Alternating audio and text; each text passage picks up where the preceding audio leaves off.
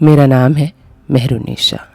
मेरी सास का वो काला सच। मेरी शादी एक पैसे वाले घर में हो गई थी और मेरे ससुराल में मेरी सास थी, मेरे ससुर नहीं थे और मेरा पति कोई काम नहीं करता था।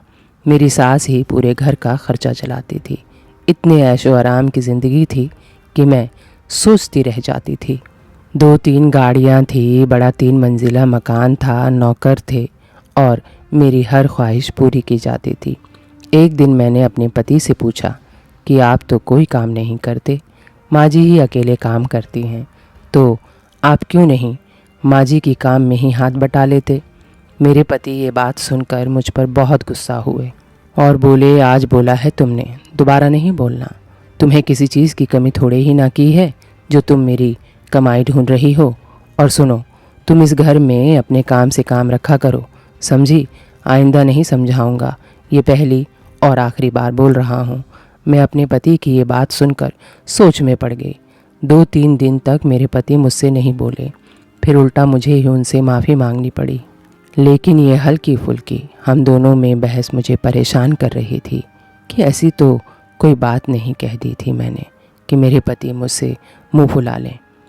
अब इस बात को कई दिन गुजर गए थे।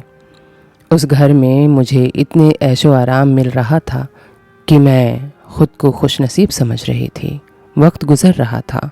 मुझे अपने ससुराल में रहते एक अरसा हो गया था, लेकिन पता नहीं क्यों हर दूसरे दिन ही मैं जब भी खाना खाती मुझे ज़ोरों से नींद आने लगती और वो खाना मेरी सास लेकर आती, जिसे खाकर मुझे ज़ोरों से नींद आती थी और अगले दिन मैं चल फिरना तो दूर, ठीक से बैठ भी नहीं पाती थी। मुझे इतनी थकान होती थी। जब मैंने ये बात अपने पति को बताई तो वो बोले, ज़्यादा आराम करती हो, तुम जिम क्यों नहीं ज्वाइन कर लेती, घर में जिम भी तो है, मैं कोई ऑनलाइन ट्रेनर हायर कर लेता हूँ। मैंने सोचा ये भी ठीक ही कह रहे हैं, शायद मैं ज़्यादा आराम कर रही हूँ। फिर मैंने जिम ज्वाइन कर लिया जो मेरे घर में ही था।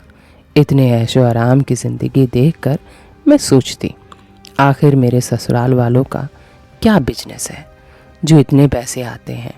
तो मैंने अपनी सास से पूछ ही डाला तो माँ जी ने मुझे बताया कि बेटा, ये हमारा एक ख़ानदानी सीक्रेट काम है जो हम किसी को नहीं बता सकते। जब तुम माँ बनोगी तो तुम्हें घर के कुछ राज बताए जाएंगे। अब मेरे दिल में और शक पड़ गया कि आखिर ऐसा कौन सा काम है जो माँ बनने के बाद ही जान सकती हूँ।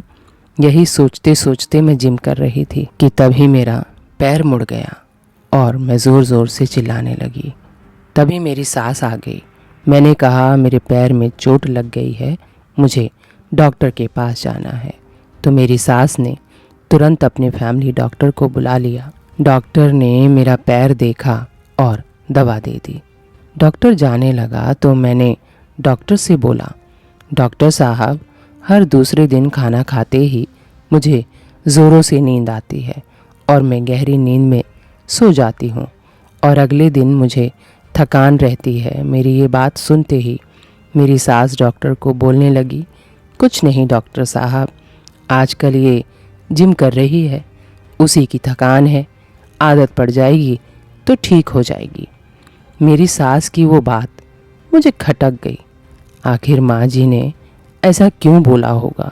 जब उस दिन रात जब मेरी सास मेरे कमरे में खाना लेकर आई तो मैंने पूछ ही डाला, माँ जी, आपने झूठ क्यों कहा कि मैं जिम की वजह से थक जाती हूँ।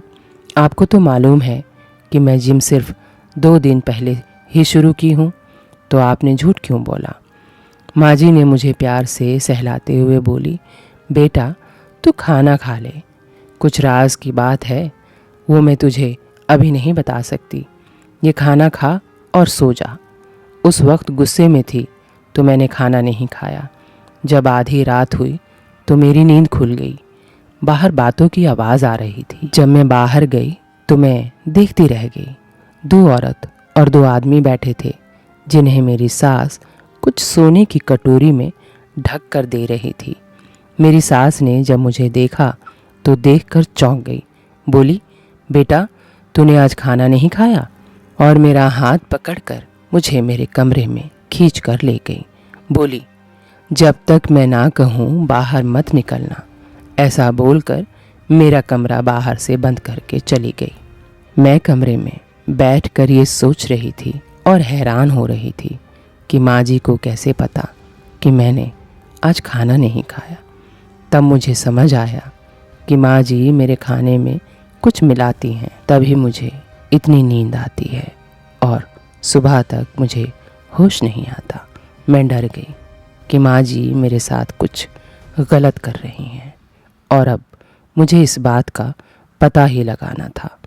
मैं अपने पति को सब कुछ बता देना चाहती थी, लेकिन वो घर पे नहीं थे। मैं सुबह तक कमरे में बंद रही। जब दरवाज़ा खुला तो सामने मेरे पति थे। मैं जल्दी से उनके गले से लिपट गई और रोने लगी। मैंने माँ जी की सारी हरकतें बता दी। मेरे पति ने बड़े सब्र से मेरी बात सुनी और बोले, देखो, ये बात किसी और को पता नहीं चलना चाहिए। मैं तुमको बता रहा हूँ, मेरी माँ के अंदर दिव्य शक्ति है और जो तुमने रात को देखा वो सोने की कटोरी में वो पहली बारिश का पानी था। उस पानी को पीकर लोग जवान हो जाते हैं, क्योंकि मेरी माँ उसमें अपनी दिव्य शक्ति डाल देती है माँ और उसे घर के पीछे दफना देती है। फिर जब भी किसी को चाहिए होता है उसे दे देती है। अब मैंने तुम्हें सब कुछ बता दिया है, अब तुम सो जाओ, ज़्यादा परेशान मत हो। रात भर तुम सोई नहीं हो और अब इस बारे में कभी भी किसी से बात ना करना। ऐसा कहकर वो कमरे से बाहर चले गए। लेकिन मुझे मेरे पति की बात इतनी बचकानी लगी, मुझे यकीन नहीं हुआ। तो मैं घर के पीछे जहाँ कटोरियाँ दफनाई हुई थी उसे तलाश करने लगी। जब जब मेरी सास और मेरे पति घर पर नहीं होते थे तो मैं वो कटोरियाँ ढूंढती। एक दिन जब मेरी सास ने मुझे कहा, बेटा मैं शाम तक के लिए घर से बाहर रहूँगी, तभी मुझे मौका मिल गया और मैंने वो कटोरियाँ ढूंढनी शुरू कर दी।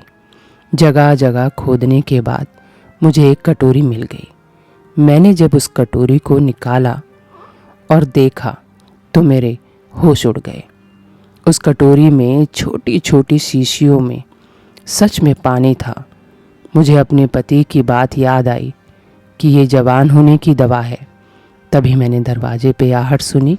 वो आहट मेरी सास की थी। इससे पहले कि वो मेरे पास पहुँचे मैं जल्दी से उन शीशियों को खोल खोल कर पी गई। पीने के 5 मिनट के बाद मेरी आंखों पर अंधेरा छाने लगा।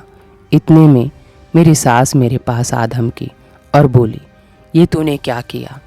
और जल्दी से मुझे गाड़ी में बिठाकर हॉस्पिटल ले गई। मुझे जब होश आया तो मेरी सास ज़ोर ज़ोर से चिल्ला रही थी, जल्दी से इसे एंटीडोट दो। मैं फिर बेहोश हो गई। फिर होश आया तो मेरे हाथों में ड्रिप लगी थी और डॉक्टर मेरी सास से बोल रहे थे, ये पुलिस केस है, इतना ख़तरनाक जहर आखिर इसके पास कैसे आया, किसने दिया, ये पुलिस जांच करेगी। मेरी सास बहुत डरी हुई थी। वो मुझसे अकेले में कुछ बात करना चाह रही थी, लेकिन डॉक्टर ने मेरी सास को साफ साफ मना कर दिया और पुलिस को बुला लिया।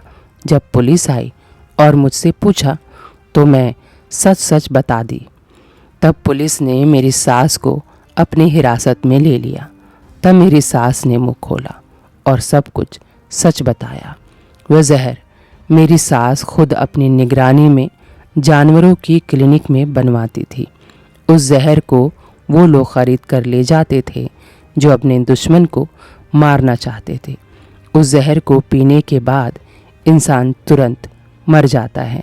जब पुलिस ने और सख्ती से पूछताछ की तो मेरी सास ने बताया कि वो ये काम 20 साल से कर रही हैं। जब पुलिस ने पूछा किसी को अब तक पता कैसे नहीं चला, तब मेरी सास ने बताया कि 15 साल पहले मेरे पति को पता चला था, लेकिन मैंने उनको भी यही जहर देकर मार डाला। पुलिस ने पूछा कि बहू को क्यों बचाया, तो मेरी सास ने कहा कि उसके पेट में मेरे घर का चिराग है, इसीलिए बचाया।